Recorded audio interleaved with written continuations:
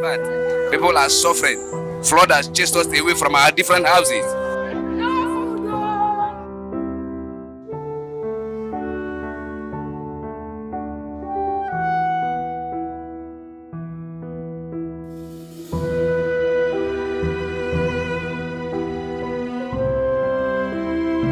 The water has made me to become a refugee.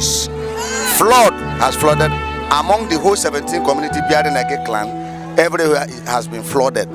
The Women Climate Assembly is actually a forum for women to talk on climate change, the climate crisis, and ways forward for the African woman. So in Bordeaux City, we came to see the oil spill site and its impact on the women.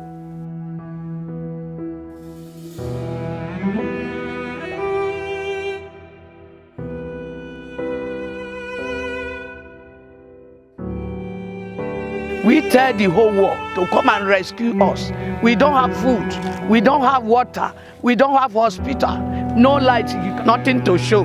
That Shell is draining oil here, nothing to show.